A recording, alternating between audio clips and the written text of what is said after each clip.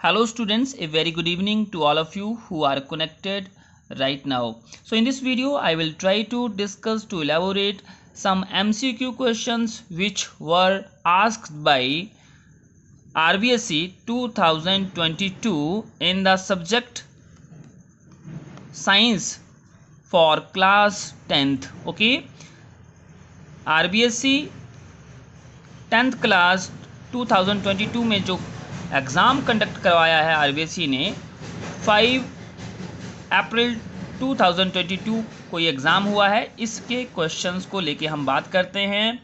So as you know 2 hours 45 minutes का ये paper रहा है और जिसके मैक्सिमम मार्क्स पूर्णांक 80 मार्क्स इस क्वेश्चन में पूछे गए होंगे। ये वेटेज जो है 80 मार्क्स रहेगी।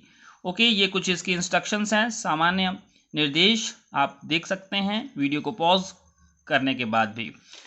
ओके, सो देखते हैं नेक्स्ट हमारे पास जो सेक्शन ए है एमसीक्यू क्वेश्चन का फर्स्ट पार्ट। देखते हैं क्या पूछा गया है। Write the correct option of the answer of the following question in the answer books. Okay, तो फर्स्ट क्वेश्चन है, ये देखिएगा, the heart in human beings are a part of the system 4।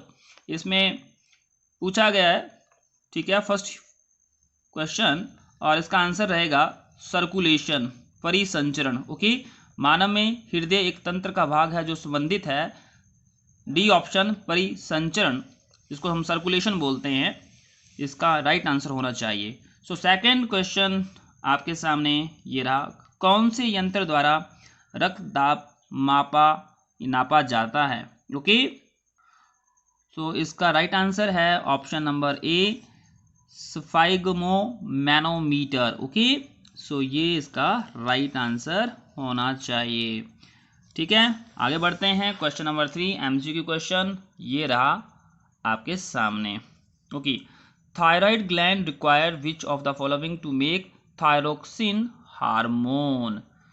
तो थायरोक्सिन हार्मोन की बात जहाँ तक हो रही है तो आयोडीन से रिलेटेड ये आंसर आपका होना चाहिए, जो कि ऑप्शन नंबर सी में आप देख पा रहे होंगे।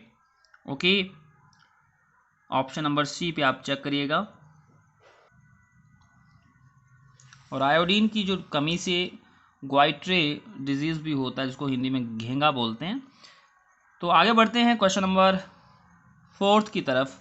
Which part of the brain regulate all the involuntary actions. Okay, इसमें जो आंसर रहेगा मेडुला। ओके, मेडुला इसका राइट आंसर होना चाहिए। आई होप आप बात को यहाँ देख पा रहे होंगे इस क्वेश्चन के हिसाब से। नेक्स्ट क्वेश्चन आपके रहेगा 5th question, among the following which substances does not have water of crystallisation. तो इसका राइट आंसर रहेगा baking soda. Okay, washing soda, gypsum, plaster of Paris भी ऑप्शन में थे, तो आपका राइट आंसर रहेगा option number C, baking soda. So यहाँ इसके मैंने कुछ इसमें फार्मूले लिखे हैं। तो जहाँ वाटर ऑफ क्रिस्टलाइजेशन होगा that means there is the presence of the water molecule. Okay, तो वाटर मॉलिक्यूल जहाँ जहाँ होगा तो वो तो होगा एग्जाम्पल वाटर ऑफ क्रिस्टलाइजेशन, लेकिन क्वेश्चन में पूछा था does note.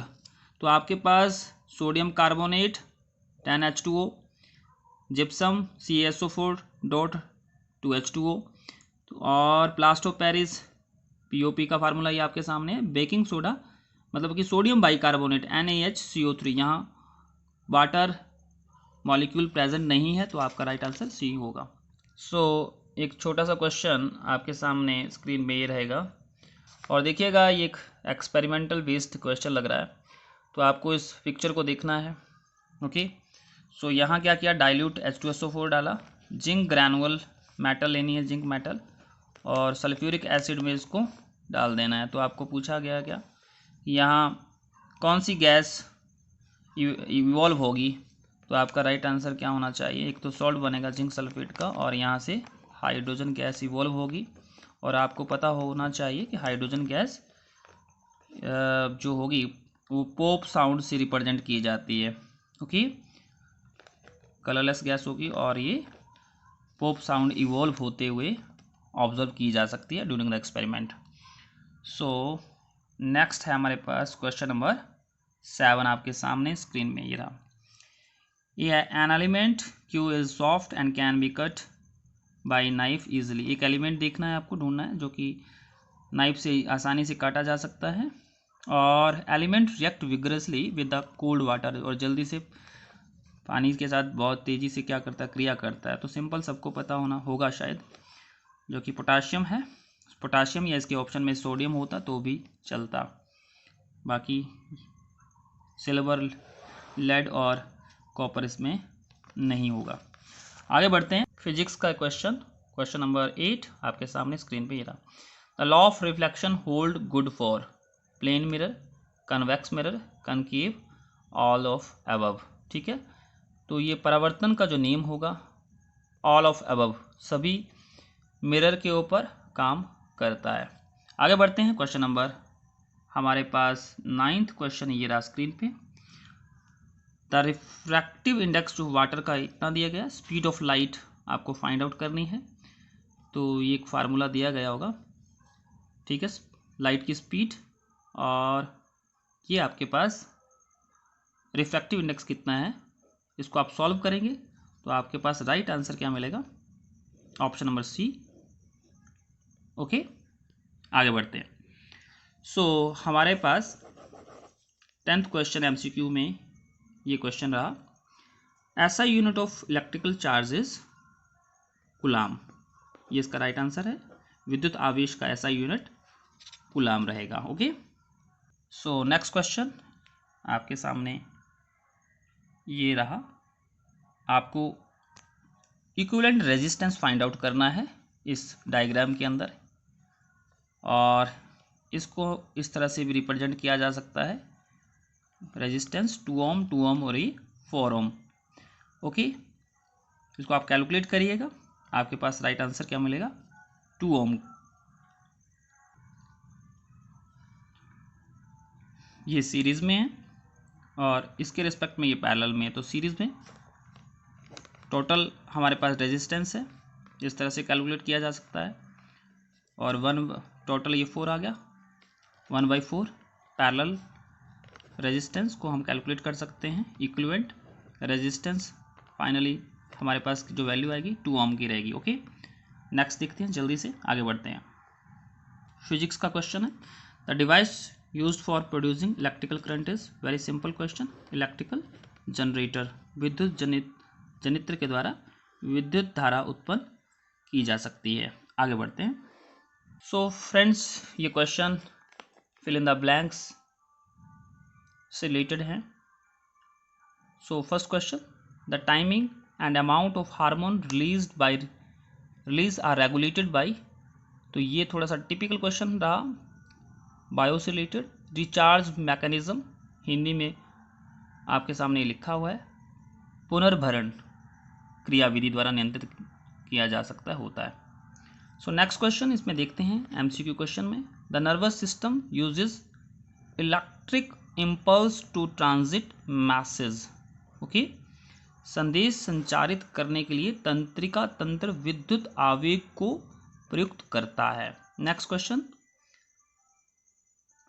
In an ecosystem there is always loss of energy from one trophic level to another trophic level. ठीक है, पारितंत्र में एक पोषी स्तर से दूसरे पोषी स्तर में ऊर्जा की क्या होती है, कमी होती है।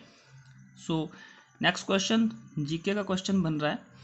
टिहरी बांध कहाँ है, कौन सी नदी पर है, गंगा नदी पर बना हुआ है। नेक्स्ट क्वेश्चन आपके सामने 5th क्वेश्चन एमसीक्यू का ये रहा। The ratio of distance image and object distance represent the magnification by a lens, जिसको हम आवर्धन भी कहते हैं। सो नेक्स्ट क्वेश्चन आपके सामने रहा। विद्युत बल्बों के तंतुओं का निर्माण इस टंगस्टन धातु के द्वारा होता है। टंगस्टन मेटल यूज की जाती है बल्ब के फिलामेंट बनाने में। सो ये काफ़ी इंपॉर्टेंट क्वेश्चन है, जीके में, सामान्य विज्ञान में भी पूछा जाता है इस तरह के क्वेश्चंस। सो नेक्स्ट हमारे पास very short answer type questions हैं, कुछ एक लिखे गए। तो तंत्रिका उत्तक किसके संगठित जाल का बना हुआ होता है? न्यूरॉन का बना हुआ होता है, उसको हम तंत्रिका कोशिका भी कह सकते हैं, क्योंकि न्यूरॉन, तो इंग्लिश में भी आप न्यूरॉन लिख सकते हैं। Which endocrine gland regulate growth of human body? Human body को कौन सी ग्लैंड क्या करती है? नियमित करती है, एक तरह से रेगुलेट करती है।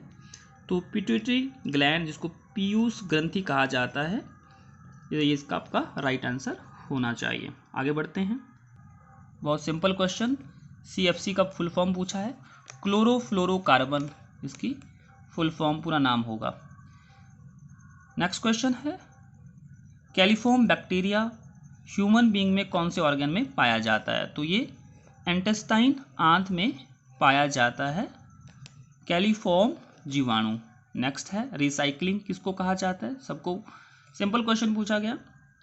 रिसाइकलिंग, ये तो जब किसी भी मटेरियल का हम बार बार यूज़ करते हैं अलग अलग तरीके से, तो हम कह सकते हैं वो रिसाइकिल है।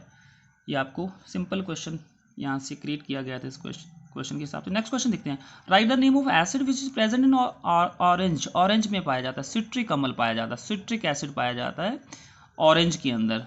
Okay, next question, draw level diagram for the conduction of electricity by N aqua solution of acid. ठीक है, तो एक डायग्राम बताना था आपको, बनाना था।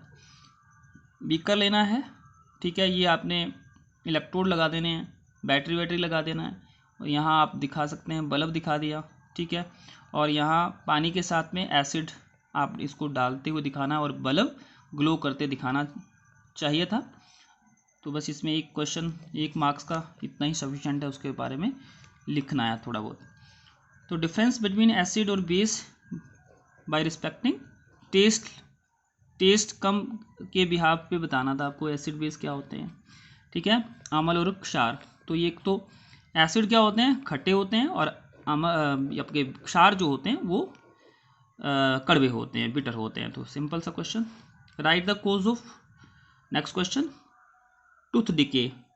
तो पीएच माउथ में अगर बार बार उसका जो लेवल है डिक्रीज रहे, कम रहे, एसिडिक नेचर का बना रहे, तो हमारा टूथ जो होता है, दंत का क्षय होना शुरू हो जाता है। नेक्स्ट है हमारे पास, what is the function of rheostat in an electric circuit. ठीक है, तो क्या करता है रियोस्टैट? तो ये विद्युत धारा के को नियंत्रित करने में हेल्प करता है, इलेक्ट्रिकल करंट को। ओके, तो difference between AC and DC पूछा है, तो ये आपको आता होगा। AC alternative current, direct current.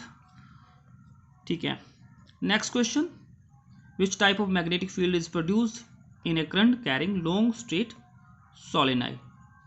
तो सोलेनाइड में लगभग हर जगह पे, सोलेनाइड के अंदर एक ही तरह का करंट प्रोड्यूस होता है, एक समान करंट प्रोड्यूस होता है, लिख सकते थे। आई होप आपके आंसर काफ़ी हद तक सही हुए होंगे। सो बिसाइड दैट हमारे पास जो सेक्शन B और C के कुछ क्वेश्चंस हैं, मैं जल्दी से आपको दिखा देता हूँ, बाकी इसकी डिस्क्रिप्शन नहीं करूँगा इस वीडियो में। तो ये आपके सामने क्वेश्चन रहे, 2 मार्क्स ईच क्वेश्चंस इस सेक्शन में से पूछे जाते हैं। ये देखिएगा, ये आपके सामने जल्दी से मैं आपको दिखा देता हूँ। नेक्स्ट पेज में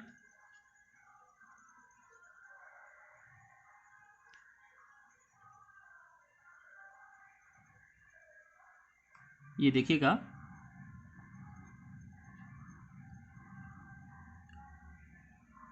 आप इन क्वेश्चंस को वीडियो को पॉज करके अच्छी तरीके से समझ सकते हैं और उनको देख सकते हो। आगे बढ़ते हैं, सेक्शन C में हम पहुंच चुके हैं। ये देखिएगा, जो कि 3 मार्क्स ईच क्वेश्चंस आपको दिख रहे होंगे।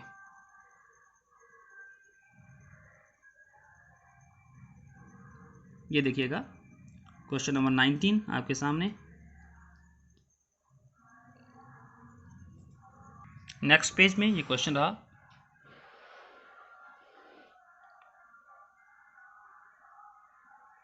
ये देखिएगा, question number C has been completed. So section number D is running right now. 20th question, जो कि 4 मार्क्स ईच क्वेश्चन होता है, ये देखिएगा।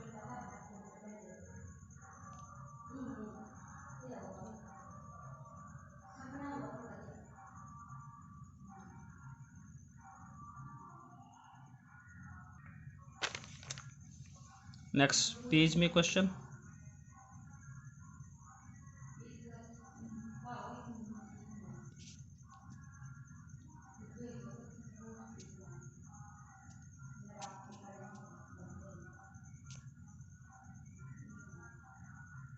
और at the end 23rd question आपके सामने स्क्रीन में रहा। 4 मार्क्स का क्वेश्चन है, इसमें आपको अथवा भी मिलता है और भी मिलता है। तो ये क्वेश्चन फिजिक्स से रिलेटेड रहा होगा। Yes, okay. So I hope आपका एग्ज़ाम बहुत अच्छा रहा होगा। So this is the end of this paper, और very best wishes for your coming exams. Thank you. Thanks for watching. Keep watching. Stay with us.